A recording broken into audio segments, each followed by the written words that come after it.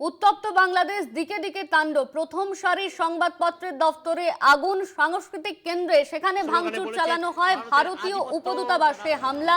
নির্বাচনের আগেই ফের চরম নৈরাজ্য ছড়িয়ে পড়ল বাংলাদেশ জুড়ে।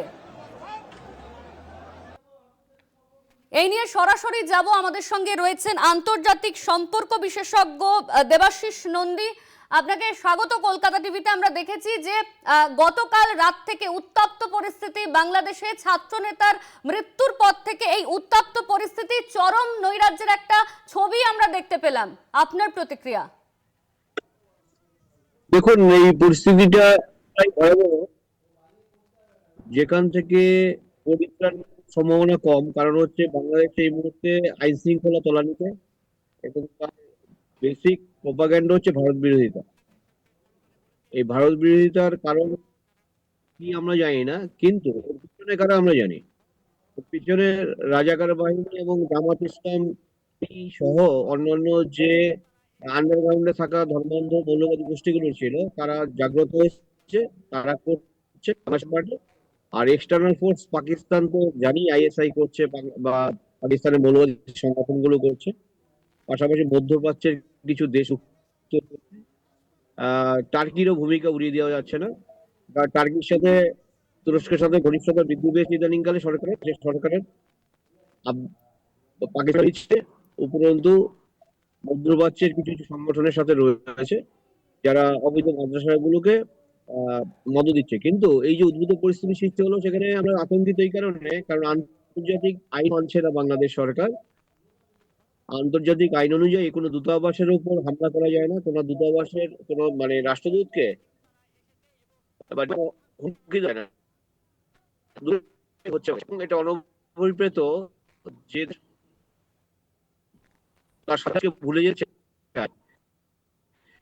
প্রতিটি ঘটনা আছে। অর্থাৎ সেখানে একদল মানুষ রয়েছেন যারা যুক্তির ধার ধরে না, এবং যারা ইতিহাস জানে না, আর যারা হচ্ছে বাংলাটাকে, তো সেই শক্তি বাংলাদেশ এখন মাথাচাড়া দিয়েছে। 1 বছর 6 মাস হলো হাসিনা প্রায় চলে এসেছেন ভারতবর্ষ, এবং তার যে তার দল ব্যান করা হয়েছে। অর্থাৎ শুভ শক্তি যারা রয়েছে বাংলাদেশে, যারা গণতন্ত্রের কথা বলে, যারা ধর্মনিরপেক্ষতার কথা বলে, তাদের জন্য বড় দুর্দিনের। এবং প্রতিবেশী, বিশেষ করে ফিলিংসটা পশ্চিমবঙ্গে বসে কারণে মধ্য মানুষ বা দক্ষিণ ভারতের তামিল মানুষ বুঝতে পারে না তার এফেক্টটা আসে ত্রিপুরার উপরে। এই সেই পশ্চিমবঙ্গ, অর্থাৎ এই যে ফ্লো, রিফিউজি ফ্লো, ইনফিল্ট্রেশন, এগুলো কিন্তু আবার ঘটবে।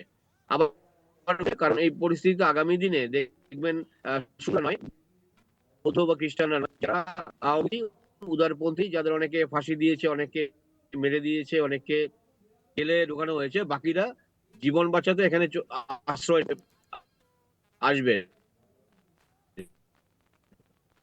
যেহেতু ভিসা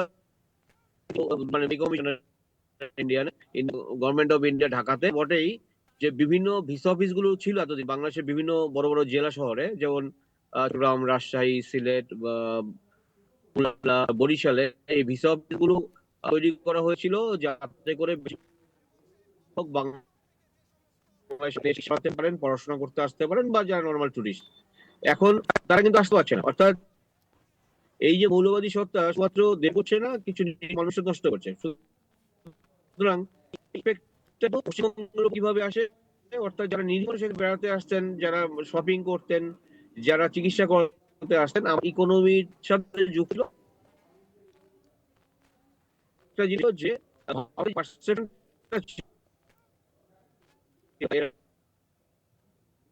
নিজের মতো মিথ্যে একটা রটনা রটিয়ে, রিউমার ছড়িয়ে ভারতীয় সর্বনাশ করে মিথ্যে প্রচার করে এভাবে বিভিন্ন র্যালির হচ্ছে, যে এই নতুন প্রজন্ম জানতেই তাদের অবদান কি, করণীয় কি।